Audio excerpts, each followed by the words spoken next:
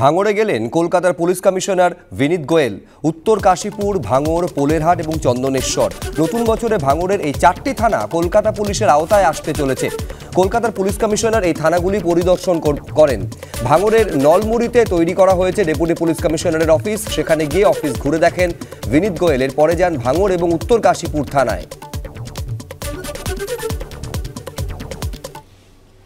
খুব তাড়াতাড়ি আমার মনে হয় ক্যালকাটা পুলিশ এলাকা অলরেডি গভর্নমেন্ট নোটিফিকেশন অলরেডি হয়ে রয়েছে এবং যে মুহূর্তেই আমরা আশা করছি খুব শীঘ্রই অনারেবল চিফ মিনিস্টার আমাদের ডিসি অফিস এবং থানাগুলো যা হয়েছে ইনফ্রাস্ট্রাকচার অলমোস্ট রেডি আছে, যে ফাইন টিউনিং আমরা করে দিচ্ছি এবং তারপরে উইল টেক ওভার। কটা থানা প্রাথমিক পর্যায়ে শুরু হচ্ছে কলকাতা পুলিশের আওতায়? তো এখন 4টে পুলিশ স্টেশনসের সমস্ত ইনফ্রাস্ট্রাকচার মোরলেস কমপ্লিট আছে এবং এক ট্রাফিক গার্ডের ইনফ্রাস্ট্রাকচারও মোরলেস আমরা রেডি করে নিয়েছি, ডিসি অফিসেরও রেডি করে নিয়েছি এবং আস্তে আস্তে অন্য থানাগুলো ইনফ্রাস্ট্রাকচার রেডি হলে ওটা হবে, বাট প্রথমে এটাকে আমরা স্টার্ট করে দেব। 2024 বছর শুরুতেই ভাঙড় কিন্তু কলকাতা পুলিশের আওতায় চলে আসছে। খাতায় কলমে ভাঙড় কলকাতা পুলিশের আওতাধীন হলেও বাস্তবিক অর্থে কলকাতা পুলিশের অন্তর্গত হতে চলেছে ভাঙড়ের বিস্তীর্ণ এলাকা।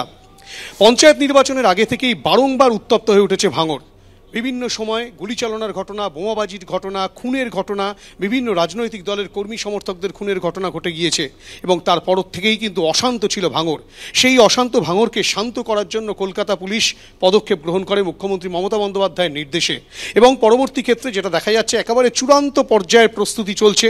কলকাতা পুলিশ কমিশনার বিনীত গোয়েল তিনি যেমন রয়েছেন, বারুইপুর পুলিশ জেলার এসপি তিনি রয়েছেন, কলকাতা পুলিশের উচ্চপদস্থ কর্তারা রয়েছেন এবং কলকাতা পুলিশের আধিকারিকরা রয়েছেন। এই ভাঙড়কে কিন্তু ভাঙড়ে মোট 4টি থানা আপাতত প্রথম পর্যায়ে শুরু করা হবে, তেমনটাই কলকাতা পুলিশ কমিশনার স্পষ্টত জানালেন।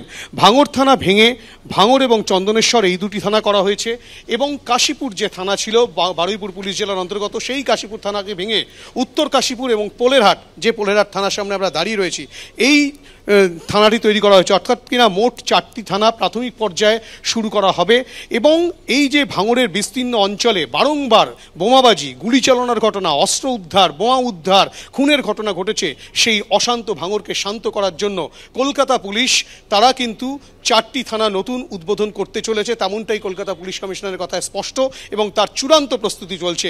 আগামী দিনে এই অশান্ত ভাঙড়কে কতটা শান্ত করতে পারে কলকাতা পুলিশ, সেটাই এখন দেখার। ক্যামেরায় প্রীতম চক্রবর্তীর সঙ্গে হিন্দোল দে, এবিপি আনন্দ, ভাঙড়। এদিকে পথ খুইয়ে বছর শেষে ফের ইঙ্গিতপূর্ণ পোস্ট বিজেপির অনুপম হাজরার। 2023-এ কি শিক্ষা পেলেন জানালেন সোশ্যাল মিডিয়ায় পোস্ট করে।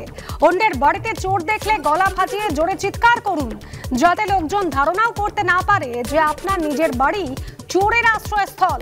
সোশ্যাল মিডিয়ায় পোস্ট বিজেপির সদ্য অপসারিত কেন্দ্রীয় সম্পাদক অনুপম হাজরার।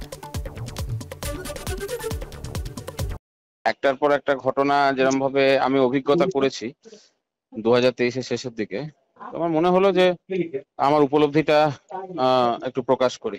আমি তো বরাবরই চোরমুক্ত বিজেপির জন্য গলা ফাটিয়েছি বা চোরমুক্ত বিজেপির ডাক দিয়েছি, ফলে সেই সেটার কথা মাথায় রেখে আমার এই উপলব্ধি হওয়াটা কি স্বাভাবিক নয়?